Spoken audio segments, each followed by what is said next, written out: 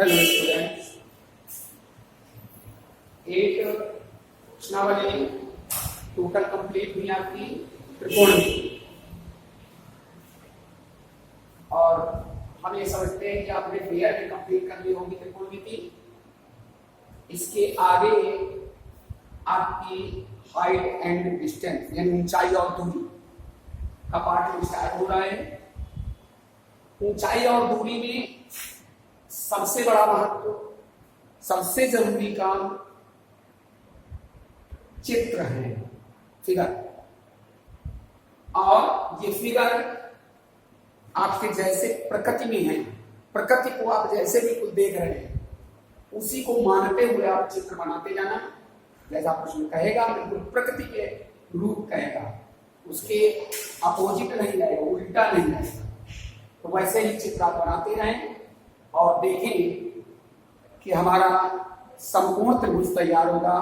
और समकोण त्रिभुज की प्रक्रिया आपको मालूम है कौन सी।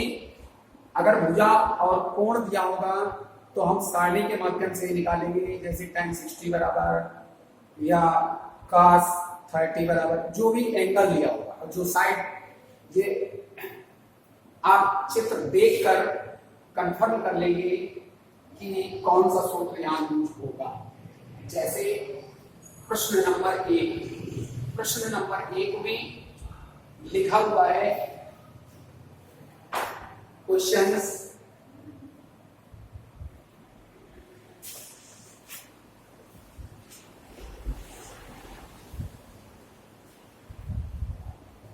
भूमि के एक बिंदु से, तो भूमि जो आपकी पृथ्वी है उस पर आपको रहना है। एक बिंदु ले लिया आपने जो मीनार के, इसका मतलब इसी भूमि पर मीनार भी है, तो एक तरफ हमने मीनार खड़ी कर दी, लाइन कर दी, वही मीनार मान लेंगे, हम तो चित्र बना रहे हैं। और कहा उसने मीनार के पाद बिंदु, पाद माने पैर पढ़ाया गया आपको संस्कृत में, तो पैर से, इसी को आधार कहते हैं, इंग्लिश में बेस कहते हैं, ठीक है। तो आधार से उस बिंदु की बात कर रहा है। कहा भूमि के एक बिंदु से जो मीनार के पाद बिंदु से 30 मीटर की दूरी पर है, अर्थात मीनार का आधार बिंदु और दूसरा दिया हुआ बिंदु, उनके बीच की दूरी 30 मीटर बतलाई गई। तो हमने यह मीनार स्टैंड खड़ी की और मीनार का आधार तथा वह बिंदु, इनके बीच की दूरी 30 मीटर बना। मीनार के शिखर, जी हां, आप मीनार खड़ी करेंगे तो एक आधार होगा, दूसरा हमारा शिखर होगा यानी चोटी, ठीक है। उन्नयन होगा, कहा मीनार के शिखर का उन्नयन, यानी उन्नयन को जो बनेगा उस बिंदु के द्वारा बनेगा, या दूसरी साइड जो हमारी दूसरा पॉइंट कोई भी दे दिया जाए, हो सकता है इधर कोई छोटा सा मकान हो, कोई व्यक्ति हो, उसी के द्वारा शीर्ष पर कोण बनेगा। तो उस बिंदु के द्वारा जो शीर्ष पर कोण बनाया जाता है वो बताया गया 30 अंक। तो देखिए हमने मिला दिया और ये कोण बना दिया 30 अंक, बिल्कुल इसी प्रकार।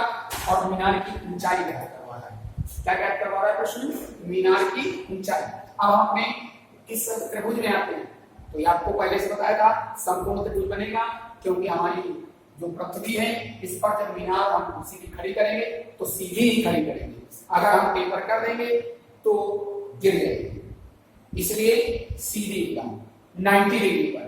और 90 डिग्री का जब बनेगा तो हमारा समकोण त्रिभुज ही कहलाएगा। समकोण त्रिभुज पाइथागोरियन पर ही त्रिकोणमिति चल रहे थे, उसी से हम मान लेते हैं। आपको त्रिकोणमिति में ही पढ़ाया था मैंने कि जिस कोण का मान हमें दिया जाता है उसके सामने वाली भुजा लंब होती है, और इसमें दिया हुआ है ये 30 मीटर, ये क्या कहलाएगी, तो कोण जिसके द्वारा बनाया जाता है वो आधार हो जाता है। कर्ण कभी बदलता नहीं, 90 के सामने वाली कर्ण हो गई, ये लंब तो ये आधार। लंब और आधार, लंब और आधार में सूत्र क्या साइन का होता है, नहीं होता। ऐसे ही हम चेक कर लेते हैं तो लंब और आधार में सूत्र हमने तैयार कराया था आपको tan लाल बटे कप्पा से। तो tan बराबर सूत्र लगाएंगे, कौन सा सूत्र लगाएंगे? tan। और कोण कौन सा है हमारा? सी ही हमारा की संख्या है। तो हमें लिखना चाहिए सबसे पहले तो नोट कर दें क्या क्या दिए, जैसे AB बराबर h, BC बराबर 30 मीटर और कोण C 30 अंश। ये नोट कर दिया। फिर जब लंब बटे आधार बनना है तो हमें tan लगाना है। tan C बराबर होना चाहिए AB बटे BC, क्योंकि लंब है हमारा AB और आधार है BC, तो tan C बराबर AB बटे BC। कन्वर्ट हुआ आपका। अब यही हम सारी वैल्यू नोट कर देंगे जो भी, जैसे थीटा C हमारा दिया हुआ 30, तो C की जगह 30 लिख देंगे। BC हमारा है 30, ये 30 अंश है, ये 30 मीटर है। कोण तो हमारा डिग्री में होता है, अंश में होता है, और जो भुजा होती है वो मीटर, सेंटीमीटर, डेसीमीटर या किलोमीटर जिसमें भी, तो वो नोट करेंगे। तो इसलिए C की जगह हमने 30 अंश नोट कर दिया। AB हमारे h है, मान लिया हमने, चूंकि हमें ज्ञात करनी है, और BC 30 मीटर, ठीक है। और tan 30 की वैल्यू मैंने निकालना ही बताया था, चार्ट से याद करने की बात नहीं, मैंने निकाल कर ही आपको तैयार कराई थी। tan 30 की वैल्यू आपको तैयार कराई थी 1/√3। तो tan 30 के स्थान पर 1/√3 नोट करेंगे, इज इक्वल टू h/30। दोनों तरफ भिन्न संख्या, बराबर के दोनों तरफ भिन्न संख्याएं, और जब दो भिन्न संख्याएं हो, भिन्न का मतलब अंश बटे हर, भिन्न के अर्थ दो निकलते हैं, एक भिन्न माने अलग अलग होता है, तो भिन्न का यहाँ पर अर्थ है अंश बटे हर। तो बराबर के दोनों तरफ अंश बटे हर, यानी भिन्न संख्याएं हो तो उनका आपस में कैंची गुणा, क्रॉस मल्टीप्लाई, कैंची गुणा होता है। तो h का गुणा √3 से कराएंगे तो 3h इज इक्वल टू 30 का गुणा 1 से कराएंगे 3, तो √3h is equal to 30। h की वैल्यू हम प्राप्त करेंगे, तो h की वैल्यू हम प्राप्त करेंगे तो √3 से भाग देंगे, क्योंकि h का √3 में गुणा है। पक्षांतर विधि में आपको पढ़ाया गया, यदि गुणा है तो भाग करेंगे, भाग है तो गुणा करेंगे, यदि गुणा हुआ है तो घटाएंगे, प्लस है तो माइनस और माइनस है तो प्लस। तो यहाँ गुणा दिख रहा है आपको, तो h बराबर आपका हो जाएगा 30/√3, ये 30/√3। आगे हमने पढ़ाया कि हर हम कभी भी अंडर में नहीं रखते, इसलिए √3 का अंश और हर में गुणा क्या करा दिया, √3 का अंश और हर में गुणा करा दिया। तो नीचे वाला √3 का गुणा होगा तो हर हमारा ऑलरेडी 3 कंप्लीट हो जाएगा, ठीक है। तो इसको बढ़ाया हमने आगे, तो ऊपर अंश हमारा वाला 30√3 बटे 3 से 30 को काट दिया, भाग दिया, तो आ गया 10√3 मीटर। ये आप नोट कर सकते हैं। अगर दशमलव में आंसर आ रहा तो √3 की वैल्यू नोट करके, लिख करके गुणा करा सकते हैं। तो ये आपका पहला आंसर प्राप्त हुआ। फिर इसके बाद इसी तरह से दूसरा भी है, मैंने बताया कि कुछ बीच बीच के हम बताते जाएंगे, और जो आपको ज्यादा इजी या सिंपल है उन्हें छोड़ते जाएंगे, तो आप लगाते जाएंगे। क्वेश्चन नंबर 3, तीसरा क्वेश्चन कह रहा है, एक मकान के आधार से एक मीनार के शीर्ष के उन्नयन कोण की माप 60 तथा उसी मकान के शीर्ष से उसी मकान के शीर्ष से उसी मीनार के शीर्ष का उन्नयन कोण 45 तथा मकान और मीनार के बीच की दूरी 20 मीटर, तो मकान तथा मीनार की ऊंचाई क्या है? प्रश्न कह रहा है, उसे समझिए। एक तरफ मकान और एक तरफ मीनार, तो हमने देखे मकान बड़ा होगा या मीनार, इसे सोचना आपका कार्य है। प्रकृति कहती है मकान तो छोटे होते, मीनार तो बहुत बड़ी होती है। तो एक तरफ हमने मीनार बड़ी बना दी, दूसरी तरफ मकान बना दिया, तो मकान को छोटा बनाया इसीलिए, ठीक है।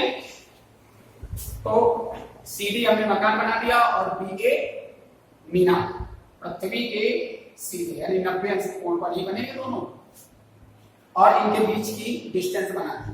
तो इनके बीच की दूरी प्रश्न में कह रहा है 20 मीटर, तो इनके बीच की दूरी हमने नोट कर दी 20 मीटर। और ये आप कह रहे हैं यहाँ कैसे आ गया 20 मीटर, तो सदैव इसके समान, ये ए बी समानांतर से 90 अंश पर है पृथ्वी पे दोनों, तो ये समानांतर है, तो इनके बीच की दूरी आ जाएगी समान मिलेगी, इसलिए हमने इसे लिख दिया 20 मीटर। दूसरी बात, उसने कहा मकान के आधार, मकान हमारा सीधी है जिसका आधार बिंदु सी है, आए प्रश्न में मकान के आधार से मीनार की चोटी, तो आधार से चोटी को मिला दिया हमने और कोण 60 अंश, तो मैंने लिख दिया 60। ठीक, आगे फिर बढ़कर कहता है मकान के शीर्ष, तो मकान के शीर्ष पर देखिए, शीर्ष बिंदु डी है, मीनार के शीर्ष, मीनार का शीर्ष क्या है आपका ए, तो डी और ए को मिला दिया, 45 अंश का कोण बना दिया, वही किया जाता है। जैसा प्रकृति कहती है उसी प्रकार से सब कुछ बनता है। आप प्रश्न को केवल समझें, उसके भाव को समझें, तुरंत आपका चित्र बन जाएगा। अब इसमें दो त्रिभुज बन रहे हैं, वो भी समकोण, नंबर 1 ए बी सी समकोण त्रिभुज है, तो इसमें लगाएंगे।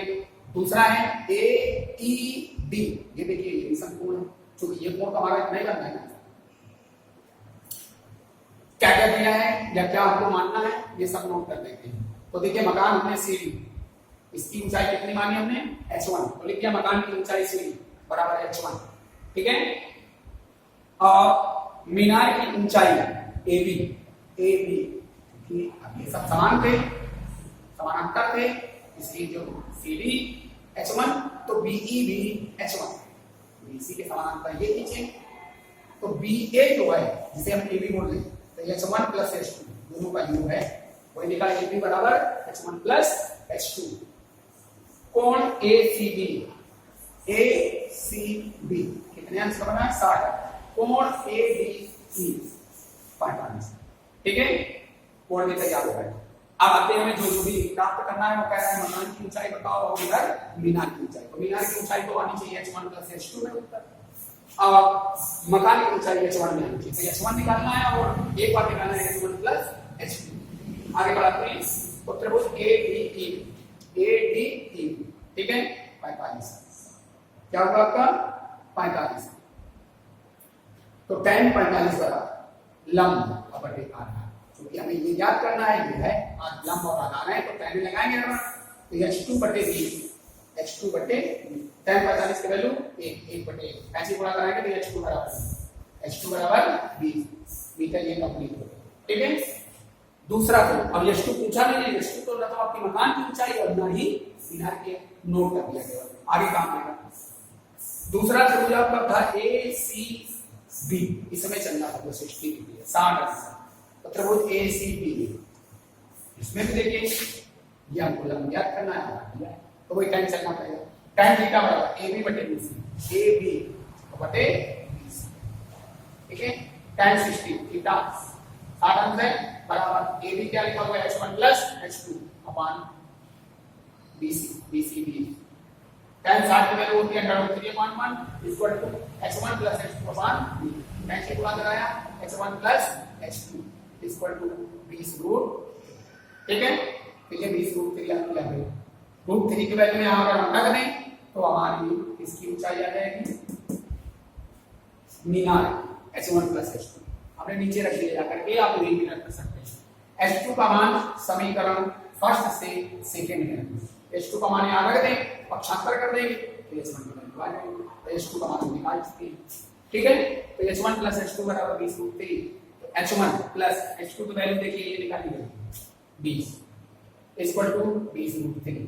ठीक है, तो h1 बराबर 20 को पक्षांतर कर दिया, 20√3 माइनस 20 को कॉमन कर दिया हमने, बचा √3 माइनस 1, √3 माइनस 1, √3 की वैल्यू यहां रख दी गई, 20 हमारा कॉमन में है, बाहर है, ब्रैकेट में है, √3 माइनस 1, √3 की वैल्यू रख दी 1.732 माइनस 1.02, 0.02 के लिए इसलिए कर दिया है, घटाने में आपको सुविधा मिल जाए। ठीक है, h1 बराबर 20 into 0.732 घटा दिया 0.7 गुणा कराएंगे 14.64, जीरो नोट करें तो नोट करें, कट करें तो कट करें। ठीक है, इतने मीटर h1 क्या है आपका मकान, तो मकान की ऊंचाई आपको कितनी प्राप्त हो गई।